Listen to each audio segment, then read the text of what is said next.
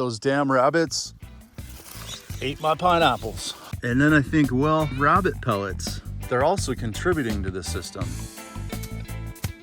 This will grow back so quickly, and we can just continue using all this biomass to feed the system. You can see where one of our seed balls hit. Feedback loops right in the system here, so I don't have to source anything. Even if it's organic, it might have been mined, or a lot of costs involved and a lot of energy expended. If we can minimize all that and do it right here on site, this is truly regenerative. This is true independence. This is true sovereign farming and growing, taking the middleman out of the equation and really empowering ourselves.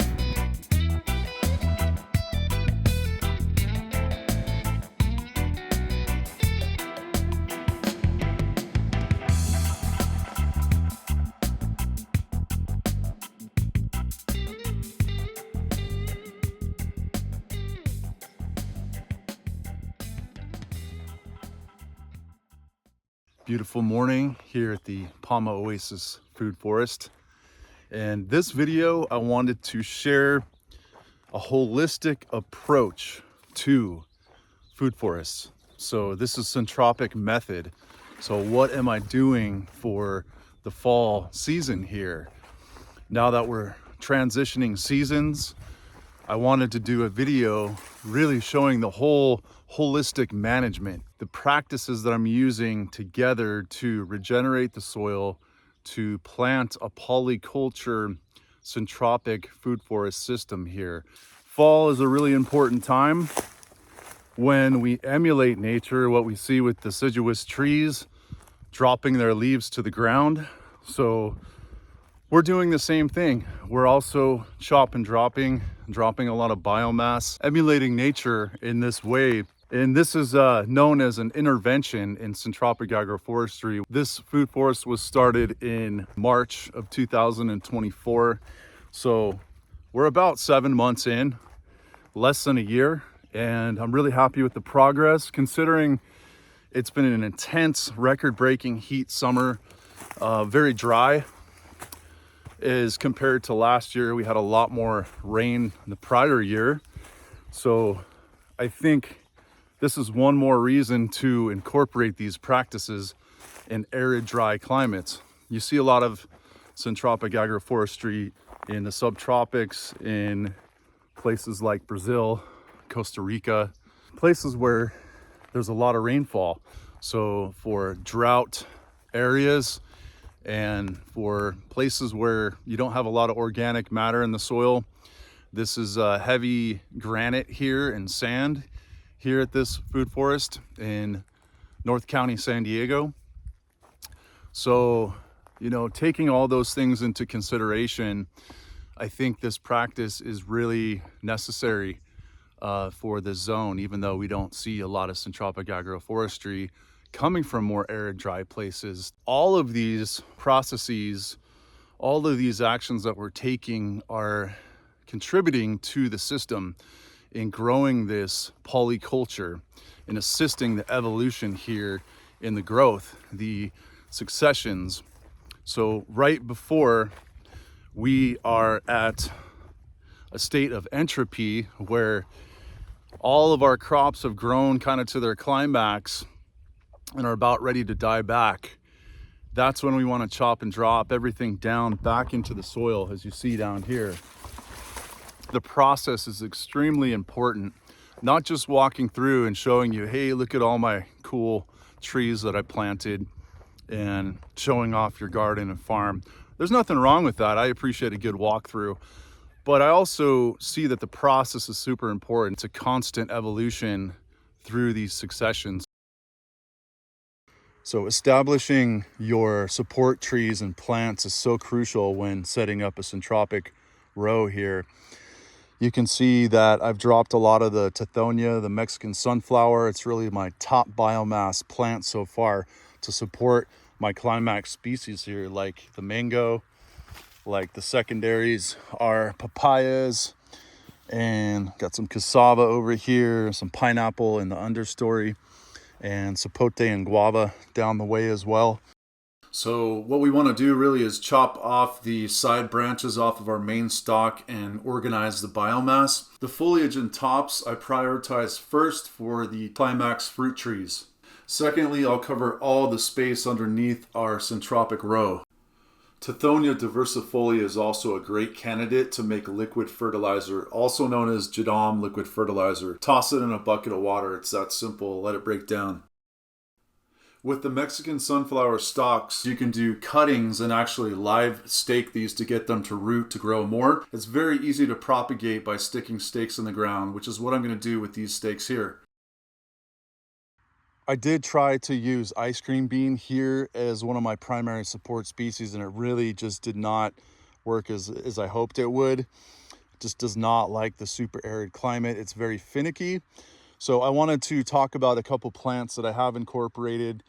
After the initial planting, I was really researching a lot. Castor plant has been an all-star and a real savior. I mean, Pauma Christ, with a name like that, you can see that this is a serious plant.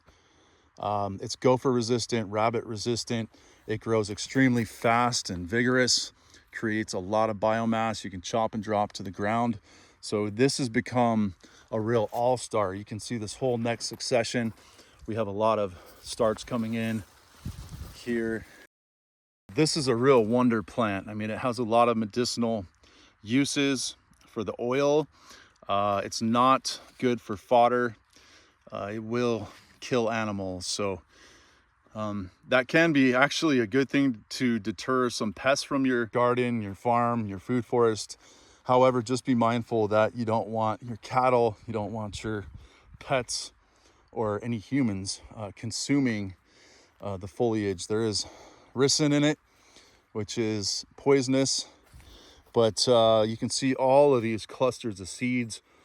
These distribute explosively and will shoot up to 20 feet out. So pretty amazing plant, how fast it grows. I just started incorporating the canna lily.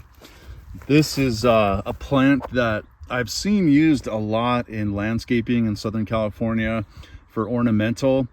I had kind of bypassed it for using as a support plant, but then I was watching a David the Good video and he grows the giant canna, which this is the giant canna.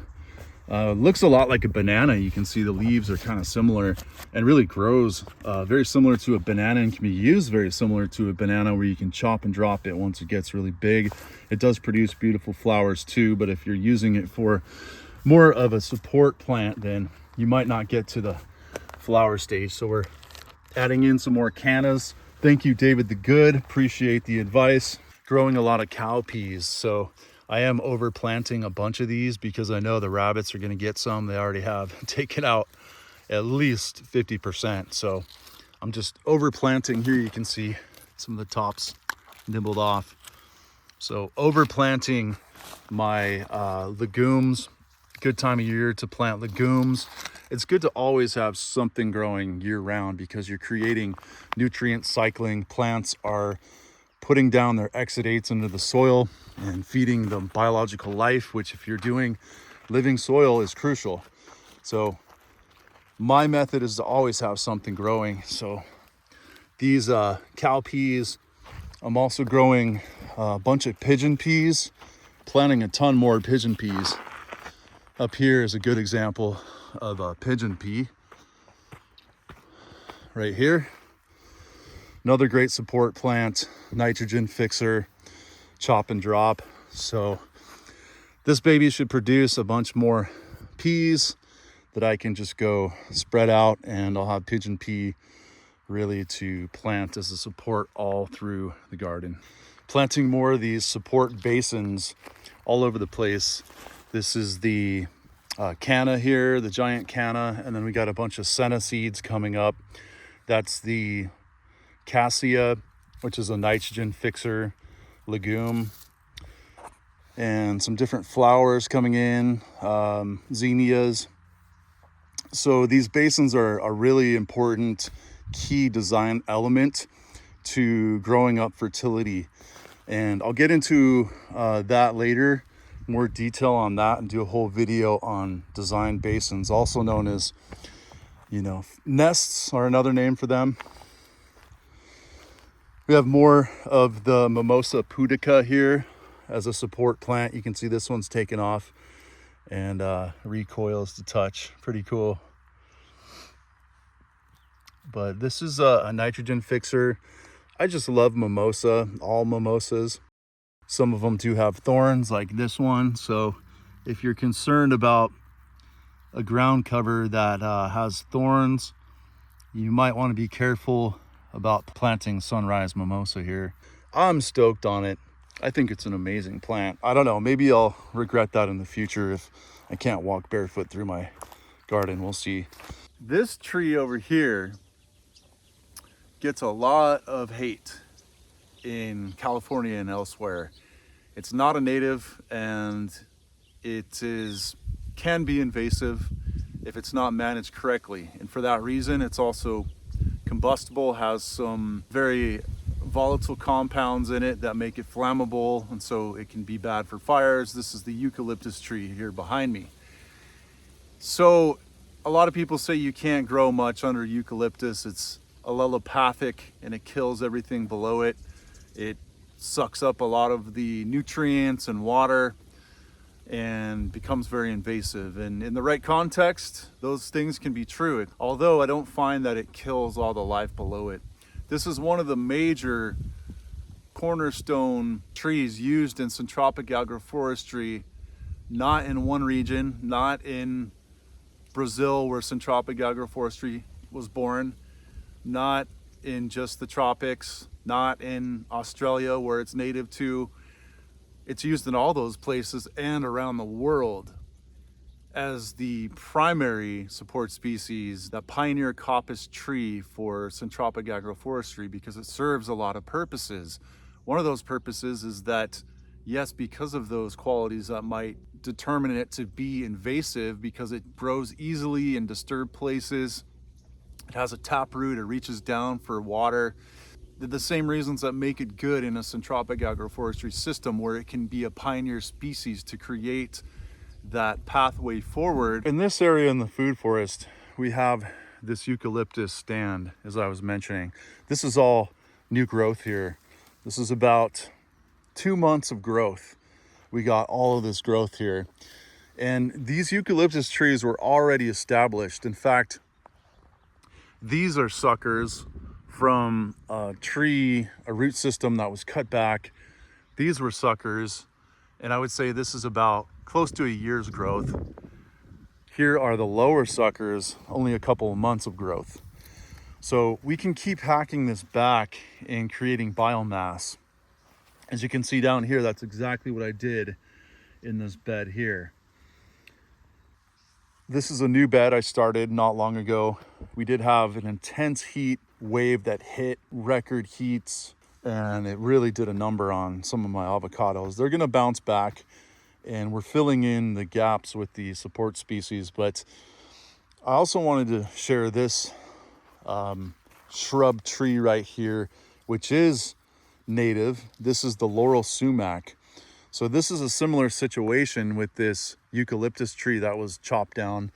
This laurel sumac is also a nice root system that was chopped back. We have very similar growth. These were both coppiced at a similar time and dropped into biomass. And you can see the laurel sumac is an evergreen, and it grows about the same speed really as eucalyptus.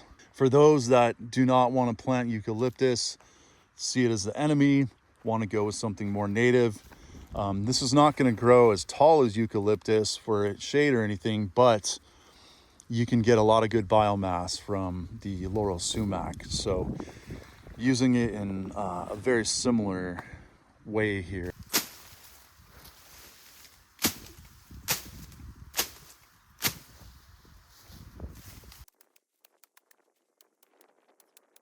I do have to be a little careful because I transplanted some figs in here that were naturalized down by the creek.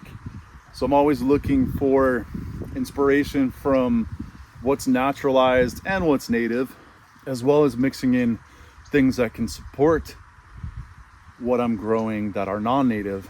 This eucalyptus is providing nice shade here to protect this fig and give it really a fighting chance, a head start.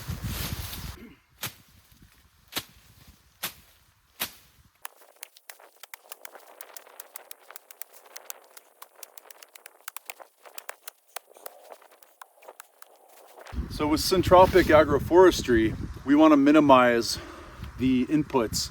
Up front, obviously, we need to bring in biomass. Sometimes we need to supplement with feeds. Manure, compost is the organic way. Natural farming inputs is always good, KNF or Jadam. Inoculants are good to use, but ultimately, we're growing our own biomass. We're growing our own fertilizers. So that's something that's really important, and it's often overlooked in some agroforestry and permaculture systems.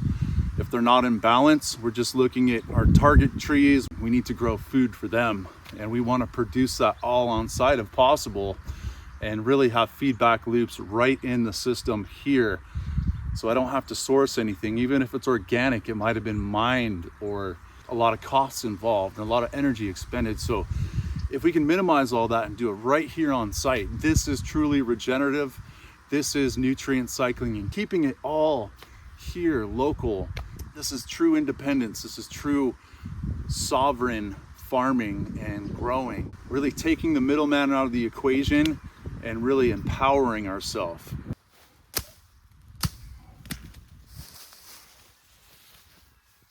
So I have all this biomass here. Now I can feed back into the beds, and I'm gonna feed this banana, this bed. Got another little bed over here. I'm gonna feed and top dress and mulch that in. You can see my figs over here have some new foliage on them. So yeah, excited to see these figs taking nicely. And we're gonna use this biomass now. When we're first starting a Syntropic grow, a row, what we're doing is establishing the placenta, as it's called. So we're in a accumulation phase. Mulch, compost, and I did some inoculations too with some Korean natural farming and Jadam method, which really adds a nice little touch to permaculture designs and Syntropic agroforestry systems to really help get them jump started. I mean, you can certainly culture microbes just by mulching and building up what's naturally there, but you can also supercharge and kind of jumpstart that process with some of these natural farming inputs, which is the method I like to use. I have plenty of information on Korean natural farming and Jadam from those playlists. I kind of do this combination of everything, but really moving towards growing all of my own fertilizers and biomass, and really doing a lot more Syntropic agroforestry. All year I've been planting seeds. So there's really some main events that happen. You have your initial installation. It's not really the best idea to be transplanting throughout the year after your initial planting. Typically you would be using seed or a small cutting. So planting these polycultures and doing that from seed really is the best method. Now, obviously, some of us don't have the privilege of owning our own land and the convenience of time working in our favor if we're leasing land. So I did do some transplanting of my climax species, about 2-year-old trees. Everything is in flower or fruit. This is the moringa, and everything's kind of reaching its climax for the season. So we're right at that kind of pinnacle climax. Trees and plants, flowers that are reaching that climax and going into entropy, they signal the rest of the system. And so what I'm going to do is come in and do a really intensive intervention where I chop and drop all the Mexican sunflower. I've already done a bunch of that. You can see some of it went to flower. I wanted to keep some for the bees. So up next, we're going to chop back the laurel sumac here and do the same thing we did with the eucalyptus. I'm going to leave a couple here and there because I have some new stakes in, and I just want to create a little bit of shade to my new seedlings. We do have a young kiwi back here. Want to give that a little shade.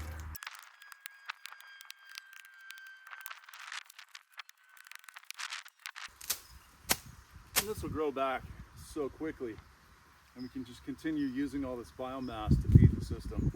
These bananas here just produced a nice rack of bananas.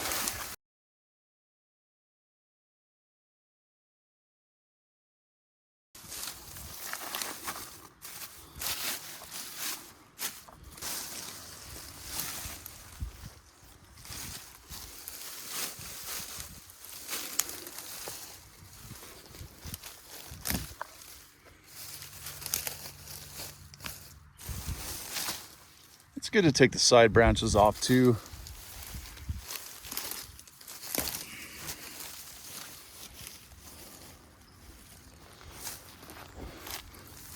The end of the bed, I have some moringa seeds I put in the ground here.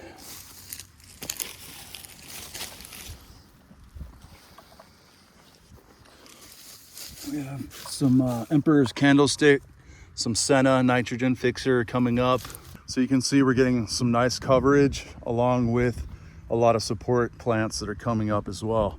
So kind of a mix of cover crop support, mulch, and just continuing to feed that. Still in the accumulation phase, just growing a lot of biomass and creating that nutrient cycling and establishing that placenta, that fertile ground here on pretty much straight granite sand. Down here, you can see where one of our seed balls hit, and this whole consortium of plants growing. This is about 10 days since I threw a seed ball right there. You can see we have a little nitrogen fixer. It's probably a Senna right there. Cowpea, we got some clover in there, some pigeon pea, mushrooms popping up everywhere. The fertility is growing. Accumulation stage where you're just accumulating plants and mass and putting down tons of mulch. There's always a balance to be found in the system. This is an unfenced area where I'm basically inviting in the wild here. Here I've had a problem with rabbits, and they particularly liked the pineapples growing here. You can see down here, here's a pineapple, and they not only ate some of the fruits that I had this season of the pineapple, a lot of them they chewed down. Like this is a rabbit damage here, you can see. In order to keep growing pineapples, which I really want to do, I'm gonna have to figure out maybe a little cage or something for that to protect it. Maybe I could come up with some planting guild to kind of surround that pineapple, to figure something out. But the other thing I wanted to point out was it's easy to come through and look at my pineapples and go, those damn rabbits ate my pineapples. Right here you can see a crown where they chewed this pretty good too. So it's easy to see the damage that's created. But then I'll be grazing through and come across a pile of rabbit pellets. And then I think, well, they're also contributing to the system. They're adding a valuable fertilizer, manure. Now I know that's kind of hard to think about this way when we see a lot of damage, and I do have to figure out something for my pineapples. But the other thing I'm doing is overplanting. So I'm recognizing that rabbits are a natural part of this ecosystem. We also have snakes and bobcats and coyotes that are helping, and my cats that are helping to somewhat keep those in check. But the other thing I'm doing is just recognizing that, hey, they're part of the natural habitat here. They live in this chaparral. So I really have to accept that they're part of this system. And unless I want to do some elaborate fence, which I really don't want to do, because I really want to engage the natural landscape and bring it in, I'm leaving a lot of the chaparral through the planting here, a lot of the buckwheat, the laurel sumac, and other natives throwing through here, leaving a lot of that interplanted between to really engage and hopefully just have this be a part of the natural ecosystem, and you don't have a hard line separation between what you're growing and the natural habitat. See, here's another pineapple that got ravaged. So it's easy to look at that and go, damn, I need to get my air rifle out and shoot some more rabbits. But again, then I see a pile of rabbit poop, and then I go, okay, they're part of this system. They are contributing to the system. So I'm overplanting a lot, knowing that there will be some damage to the plants I'm putting in. Some of those will get taken out. And if they're giving me nice rabbit pellets, then it's a good exchange. As long as I can protect my real target crops, I can offer them some other legumes, maybe some cowpeas. So the other way that I'm mitigating that damage with rabbits is by just growing plants that they genuinely do not like. This is a great one right here, the castor plant. You see any damage on that?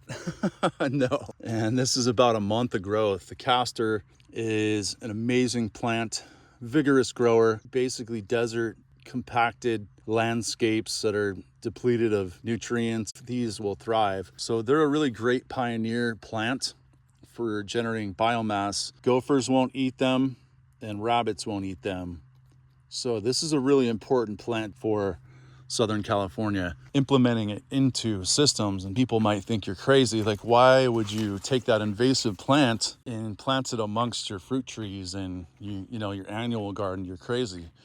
Well, it's providing shade. It's putting down exudates into the soil and helping build the soil. I never pull roots out of the ground. I always cut at the crown to maintain and preserve the microbiome down in the soil, all those beneficial microorganisms.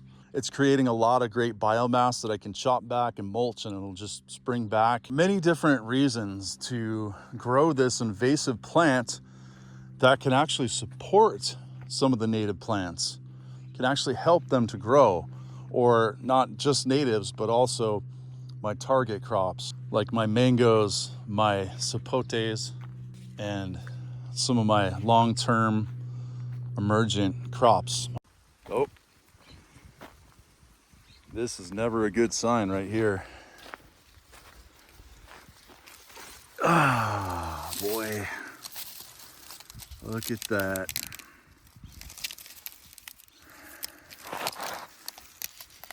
Looks like some hungry hippos down there.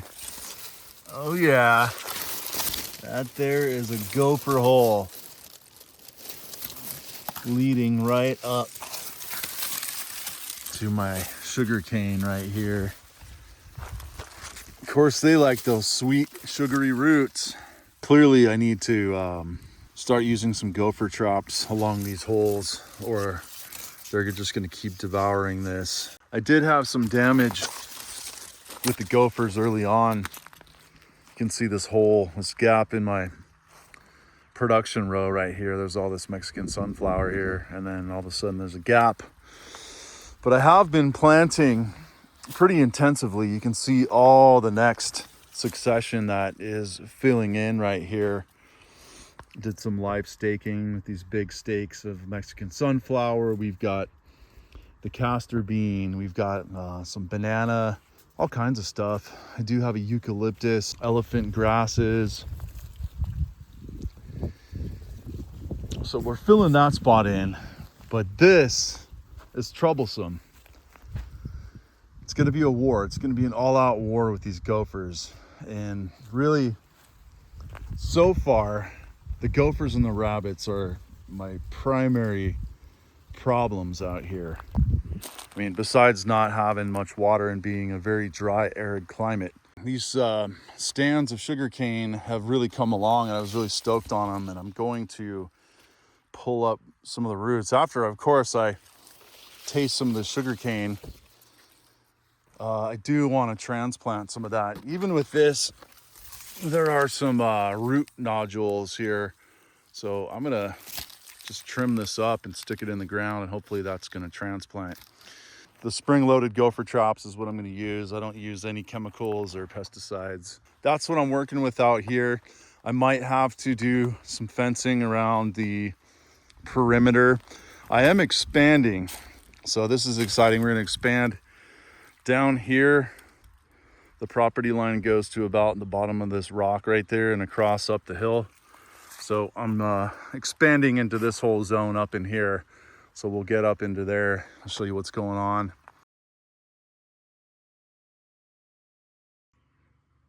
Late September here in the food forest, doing some winter prep, successional transitional amendments, you might say. Mulch. I put down compost. You can see fresh compost here all through the row. I did my support row over here as well as the bed in the middle, which is the alley crop row. Now what I'm going to do is inoculate all that with the leaf mold IMO. Check out that video if you haven't seen it yet. This is a great inoculant of indigenous microorganisms from the area. Nothing store-bought, nothing made in a lab. These are all microbes from this climate here. So they'll do the best naturally, right? Anyways, after putting down all this compost here in this alley row, this hedge row, whatever you want to call it, on top of the compost, I'm inoculating with all of my IMO inoculant here. And then I'm going to come back and cover this all with a mulch, basically composted wood chips. Coyote approved. Right. This alley crop row here, really, I'm growing right on granite sand. So the only thing I'm amending with here is wood chips, compost, and then inoculating with the IMO. I've done some applications of liquid IMO as well. So many different applications of IMO, several layers. It's a great time of the season to do that when you've brought in your crops. The same time you would see leaves falling from deciduous trees.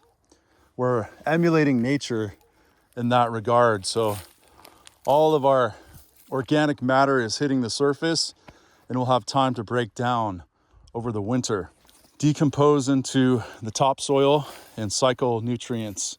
And our beds will be prepped by next planting season, that next succession. So nitrogen, the compost, carbon with our wood chips, biology with our IMO. Pretty simple. Everything else, will be taken care of by the wood wide web, the mycelial network that we're establishing. Those exudates that plants are feeding the microbes with, in turn getting solubilized nutrients and minerals from organic matter and rock and all the good stuff in the soil here. We grow a bunch of ginger and turmeric through this alley crop this year. Soak it in real nice, never let it dry out, because really we're farming microorganisms here. We're farming or growing a network, a living network of mycelium, and you never want that to completely dry out. Compost that completely dries out, it becomes hydrophobic. Water will just slide right off it. It doesn't hold water because the bacteria and microbes that died in that compost put off those hydrophobic compounds. And so you have dead compost at that point. So keep your beds watered all the time. Keep them moist. Even when they're not planted, I like to plant all year long. After I amend this bed here, I'm gonna have cover crops. So I like to have something planted all the time.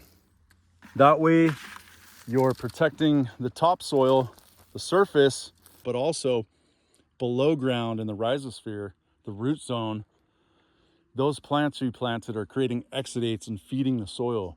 So by having a cover crop, you're protecting the underneath the soil and the topsoil as well as above the ground. Stacking functions.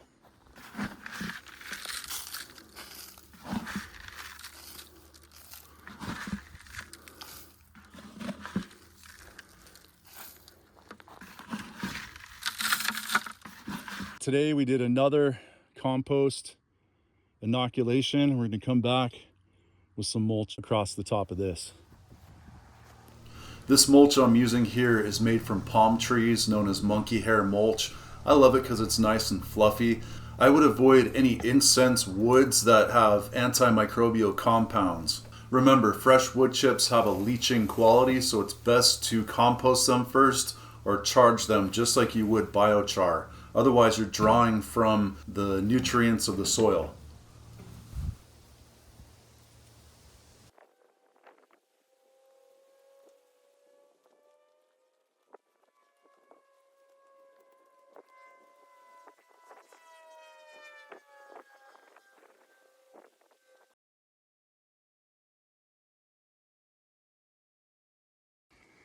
Another round of seed balls made with the roommates.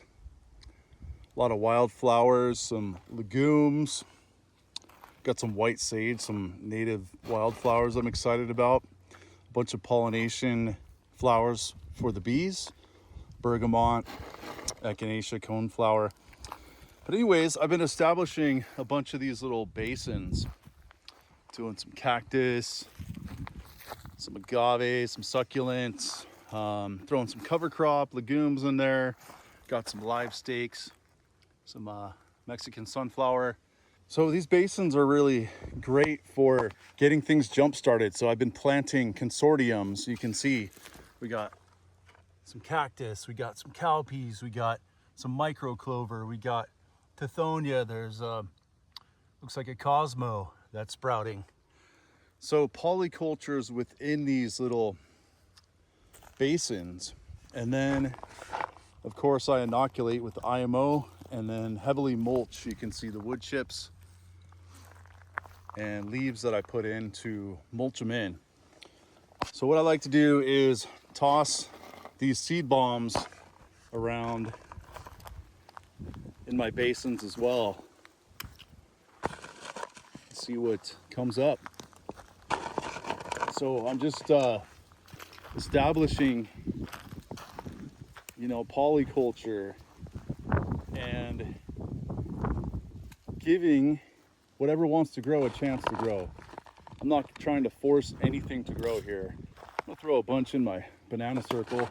It's always a fun place to just toss random things, get a lot of seeds germinating, random things growing. It's great. Germination station, because a lot of those sprouts, if I don't want them growing here for the long run, I can transplant them. Some more basins I've been establishing through here. I got one under this crate. I was covering some of the bonnegrass that I planted from the rabbits. So yeah, just diversifying. We're bombing a symbiotic relationship of not just seeds here, but also the IMO, the indigenous microorganism cultures. So this is the second round of seed bombs I've thrown out, and it'll be fun to see what takes. So the seed bombs are great because you can just toss them on the surface. You don't have to plant them, they're pre-planted. So once the rains hit, they'll be activated, or you can just water them in. A lot of fun to make. We just had a potluck at our household where we made a bunch of seed bombs, and Fun to give to your nieces and nephews and kids to go toss out there. Because of the intense Southern California heat here, basically a desert, I did set up a little shade house, which is a great propagating area. So I have a bunch of plants that I'm starting from seed and propagation. Do have some of the Tithonia Mexican sunflower stakes here that you can see have some new growth. So those are rooting in. So along with adding a lot of seed for cover crop, the seed bombing, that next round and succession of support plants and trees in the mix. Also live staking a bunch of cactus. Got the San Pedro here. We have the Peruvian apple and the coastal prickly pear, Napales. And those leaves will also just root by themselves. You can see some of the next round of the Mexican sunflower stakes, and we know that they're doing okay when we see some new growth coming off of them. Really important to water those every day until they really get established and you know they've taken. So these are all, here's some here. That one did not take. Oh, it might make it, but you can see it's not looking the greatest. This middle row up here, I added in a lot more of the Mexican sunflower too. We were lacking support species. This is the row of Annona family, Cherimoya and African Pride Adamoya. I do have some of the giant canna space between here, some cow peas, pigeon peas. That was a seed bomb. You can see that's germinating. And then we have the ice plant here to prevent any destabilization here. So holding back my little terrace row here, stopping erosion. We have the Caroline raspberries here for the understory, filling in all the gaps in this row with more support species that I didn't really start with from the beginning. So that's where I really could have started more with the support species before planting all of these fruit trees. I do have some comfrey in the mix here too.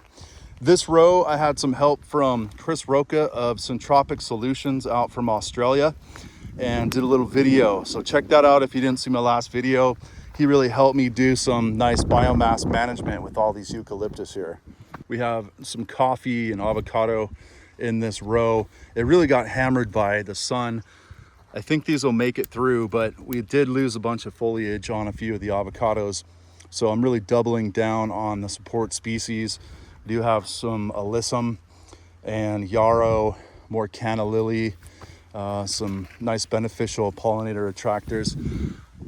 There we go, more Mexican sunflower. So really staking that in all my rows to just add more biomass, you know, more support species all the way down the road. Little sneak preview for videos coming up in the very near future. This is some more market garden beds that are going in between my citrus rows right here. So we'll do some annual rows through here and look for those videos. We're gonna do some syntropic planting for annuals and how to stagger plant so you can have a constant harvest coming in all the time. So we'll stagger these beds in here. We'll do another row of staggered beds in here as well. And then this upper row of citrus, we also have the Mexican sunflower. I did plant a bunch of sun hemp. There's a few starts. There's one coming up. A bunch of sun hemp in here, as well as a perimeter of the Mexican sunflower. Want to give a big thanks to all my subscribers and followers, supporters in this growing community here on YouTube. Please consider a super thanks. It would mean a lot to me. Like, follow, subscribe. Content like this takes hours and hours of time, literally over the span of months, to create the process of editing down these videos. So if you're enjoying this kind of content and want to see more, that would really help me out. And I am considering a membership in the future for more in-depth training content that I offer here on road regenerative farming, in permaculture design, syntropic agroforestry, and natural farming practices.